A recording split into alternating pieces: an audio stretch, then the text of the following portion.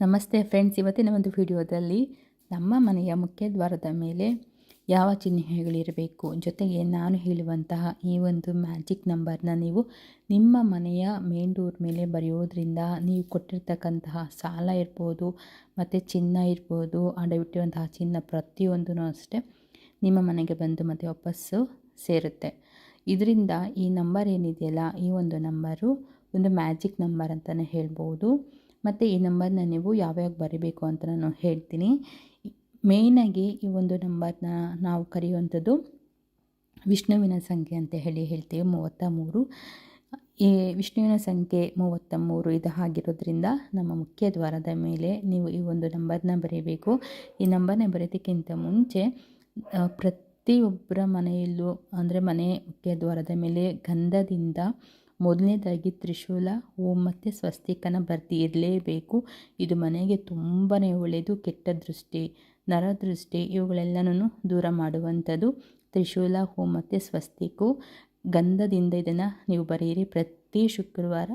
ಹಳೆಯದನ್ನು ನೀಟಾಗಿ ಕ್ಲೀನ್ ಮಾಡಿ ಮತ್ತು ಹೊಸದಾಗಿ ಗಂಧದಿಂದ ಬರೀರಿ. ಗಂಧಕ್ಕೆ ಒಂದು ಸ್ವಲ್ಪ ಜವಾತ್ ಪೌಡ್ರ್ ಅಂತ ಸಿಗುತ್ತೆ, ಜವಾತ್ ಪೌಡ್ರ್ ಮತ್ತು ಒಂಚೂರು ಪಚ್ಚಕರ್ಪೂರವನ್ನು ಹಾಕಿ ನೀವು ಈ ರೀತಿ ತ್ರಿಶೂಲವನ್ನು ಮತ್ತು ಹೂ ಮತ್ತು ಸ್ವಸ್ತಿಕನ ಬರೀಬಹುದು.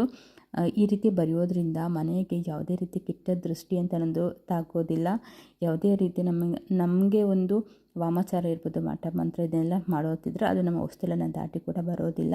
ಇನ್ನು ಅಷ್ಟೇ ಅಲ್ಲ, ಇದ್ರ ಜೊತೆಗೆ ನಾವು ಶುಕ್ರವಾರ ಸಂಜೆ ಹೊತ್ತು ಹೊಸ್ತಿಲಿಗೆ ಅರಿಶಿನ ಕುಂಕುಮವನ್ನು ಇಡಬೇಕಾದ್ರೆ ಅದಕ್ಕೆ ನಾವು ಒಂದು ಸ್ವಲ್ಪ ಚಕ್ಕೆ ಪುಡಿಯನ್ನು ಸೇರಿಸಿ, ಇನ್ನೊಂದು ಸ್ವಲ್ಪ ಅದಕ್ಕೆ ಕರ್ಪೂರವನ್ನು ಸೇರಿಸಿ ಅರಿಶಿನ ಜೊತೆಗೆ ಮತ್ತು ಹಾಲನ್ನ ಸ್ವಲ್ಪ ಮಿಕ್ಸ್ ಮಾಡಿ ಹೊಸ್ತಿಲಿಗೆ ಹಚ್ಚಿ ನಂತರ ಒಂದು 2 ತುಪ್ಪದ ದೀಪವನ್ನು ಹಚ್ಚೋದ್ರಿಂದ ಸಾಕಷ್ಟು ರೀತಿಯ ಮನೆಗೆ ಒಳ್ಳೆಯದಾಗುತ್ತೆ. ಯಾವುದೇ ರೀತಿ ನಮಗೆ ಹಣಕಾಸಿನ ತೊಂದರೆಗಳೆಲ್ಲವೂ ನಿವಾರಣೆ ಆಗುತ್ತೆ. ತುಪ್ಪದ ದೀಪ ಅಂತಂದರೆ ಮಹಾಲಕ್ಷ್ಮಿಗೆ ತುಂಬಾ ಪ್ರಿಯ. ಮತ್ತು ಅರಿಶಿಣ ಮತ್ತು ಹಾಲು ನಾವು ಚಕ್ಕೆ ಪುಡಿಯನ್ನು ಹಾಕಿ ಮಿಕ್ಸ್ ಮಾಡಿ ನಾವು ಬಾಗಿಲಿಗೆ ಇಡೋದ್ರಿಂದನೂ ಅಷ್ಟೇ ಮನೆಗೆ ತಾಯಿ ತುಂಬ ಬೇಗನೆ ಆಕರ್ಷಿತಳಾಗ್ತಾಳೆ. ಸುವಾಸನೆಯಾಗಿ ಇರೋದರಿಂದ ಯಾವಾಗಲೂ ಸದಾ ಮಹಾಲಕ್ಷ್ಮಿ ಮನೆಯಲ್ಲಿ ನೆಲೆಸಿರ್ತಾಳೆ. ಯಾವುದೇ ರೀತಿ ಕೆಟ್ಟ ಎನರ್ಜಿ ಅಂತ ಅನ್ನೋದು ಮನೆಗೆ ಬರೋದಿಲ್ಲ. ಇವೆರಡೂ ಅಷ್ಟೇ. ಈಗ ನಾನು ತಿಳಿಸ್ಕೊಡುವಂತಹ ಈ ಮ್ಯಾಜಿಕ್ ನಂಬರು ಯಾವುದಪ್ಪ ಅಂತಂದರೆ ಮಹಾವಿಷ್ಣುವಿನ ಸಂಖ್ಯೆ. ಇದನ್ನು ನೀವು ಪ್ರತಿ ಶುಕ್ರವಾರ ಕುಂಕುಮದಿಂದ ಬರೀಬೇಕು. ಆದ್ದರಿಂದ ಬರೆಯೋದಕ್ಕೆ ಒಂದು ಚಿಕ್ಕ ನಿಯಮ ಇದೆ, ಆ ನಿಯಮನ ನೀವು ಪಾಲಿಸಲೇಬೇಕು. ನಿಮ್ಮ ಮನೆಯ ಯಜಮಾನರಿರ್ತಾರಲ್ಲ, ಮನೆಗೆ ಹಿರಿಯರು, ಅವರು ಎಷ್ಟು ಹೈಟ್ ಇದ್ದಾರೋ ಅಷ್ಟು ನೋಡ್ಕೊಳ್ಬೇಕು. ಬಾಗಿಲತ್ರ ಅವ್ರನ್ನ ನಿಲ್ಲಿಸ್ಬಿಟ್ಟು ಅವ್ರ ತಲೆ ಅಂದರೆ ಅವ್ರು ಎಷ್ಟು ಹೈಟ್ ಇರ್ತಾರೋ ಅಷ್ಟೇ ನೋಡಿಕೊಂಡು ಕುಂಕುಮವನ್ನು ತೊಗೊಳ್ಬೇಕಾಗುತ್ತೆ. ಇದನ್ನ ಬರೀಬೇಕಾದ್ರೆ ಕುಂಕುಮವನ್ನು ತಗೊಂಡು ನಿಮ್ಮ ಮುಖ್ಯ ದ್ವಾರದ ಬಾಗಿಲಿನ ಮೇಲೆ ಈ ಒಂದು ನಂಬರ್ನ ಬರೀಬೇಕು. ಶ್ರೀ ಮಹಾವಿಷ್ಣುವಿನ ಸಂಖ್ಯೆ 33. ಈ 33 ಕುಂಕುಮದಿಂದ ನೀವು ಪ್ರತಿ ಶುಕ್ರವಾರ ನೀವು ಹೊಸದಾಗಿ ಬರಿತಾನೆ ಇರಬೇಕು. ವಾರಕ್ಕೊಮ್ಮೆ ಚೇಂಜ್ ಮಾಡಿ ನೀಟಾಗಿ ಕ್ಲೀನ್ ಮಾಡಿ ಸ್ವಸ್ತಿಕು ಮತ್ತು ತ್ರಿಶೂಲ ಹೋಮ್ ಚಿಹ್ನೆನ ಗಂಧದಿಂದ ಹೇಗೆ ಬರಿತೀರೋ ಅದೇ ರೀತಿ ಈ 33 ನಂಬರ್ನ ನೀವು ಕುಂಕುಮದಿಂದ ಬಾಗಿಲ ಮೇಲೆ ಬರಿಬೇಕು. ಈ ರೀತಿ ಬರೆದು ನೋಡಿ, ಒಂದು 2 ವಾರದಲ್ಲಿ ಖಂಡಿತವಾಗಿಯೂ ನಿಮಗೆ ಸಾಕಷ್ಟು ರೀತಿಯಾಗಿ ಒಂದು ಹಣಕಾಸಿನ ಸೆಳೆತ ಅಂತ ಅನ್ನೋದು ಆಗುತ್ತೆ. ಮತ್ತು ಯಾರದ ಅಮೌಂಟ್ ಮತ್ತು ತೊಗೊಂಡಿರ್ತಾರೆ ಹಣಕಾಸಿಲ್ಲ ಮತ್ತು ನಿಮಗೆ ವಾಪಸ್ ಬಂದು ಸೇರೋದಕ್ಕೆ ಸ್ಟಾರ್ಟ್ ಆಗುತ್ತೆ.